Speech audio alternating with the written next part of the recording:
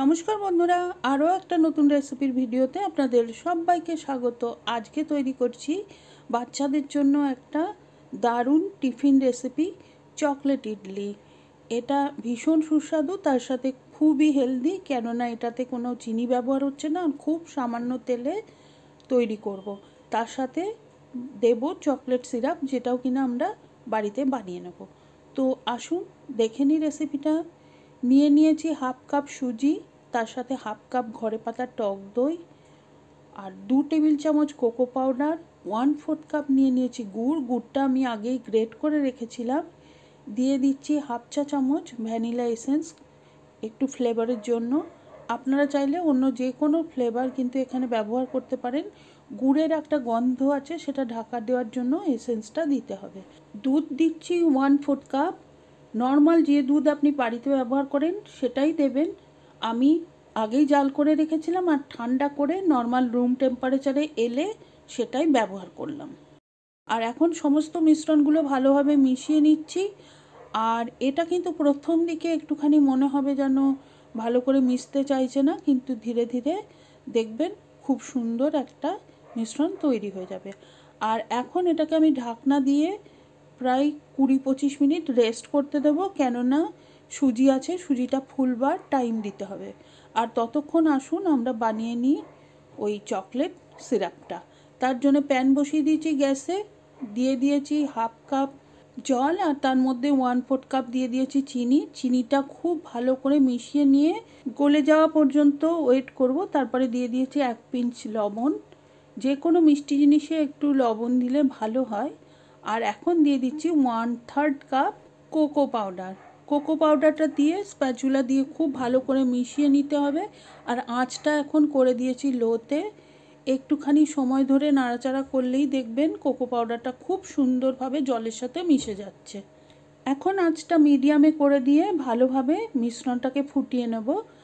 আর দেখুন, একটা পর্যায়ে গিয়ে আপনি দেখতে পাবেন যে এই মিশ্রণটা স্প্যাচুলা দিয়ে নাড়াচাড়া করলে একদম প্যানের তলাটা কিন্তু দেখা যাচ্ছে। দেখুন আমি দেখাচ্ছি, স্প্যাচুলা দিয়ে মিশ্রণটাকে 2 ভাগ করে দিলে প্যানের তলাটা দেখা যাচ্ছে। তো এই পর্যায়ে এসে গেলে গ্যাসটা অফ করে দিতে হবে।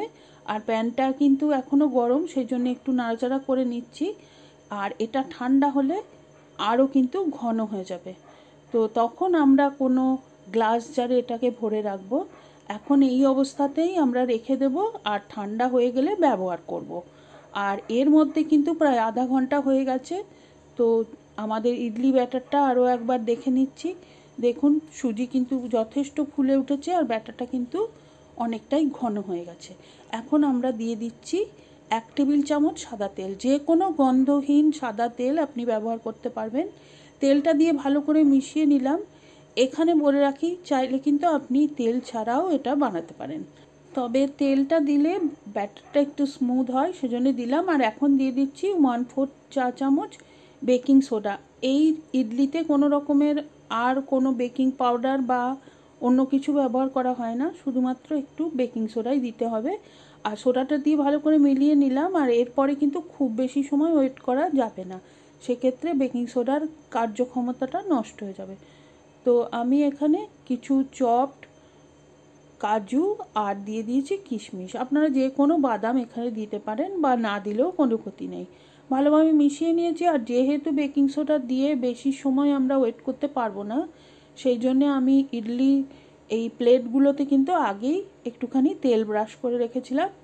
এখন ব্যাটারটা দিয়ে দিলাম, যতটা সম্ভব ব্যাটার এখানে দিয়ে দিয়েছি। আর এইভাবে সমস্ত ইডলির ট্রেগুলো রেডি করে নিয়েছি। আর এখন ট্রেগুলো সাজিয়ে নিচ্ছি।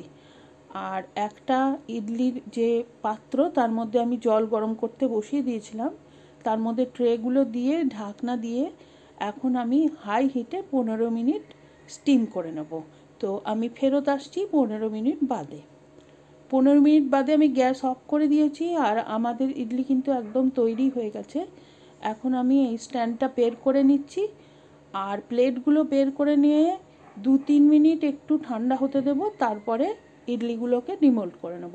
একদম হাতে করেই খুব সহজে আপনি ইডলিগুলো বের করে নিতে পারবেন, তবে সঙ্গে সঙ্গে করতে যাবেন না। একটু সময় বাদে করবেন, না হলে কিন্তু ইডলিগুলো ভেঙে যেতে পারে। তো সমস্ত ইডলি আমি এইভাবেই বের করে নিয়েছি।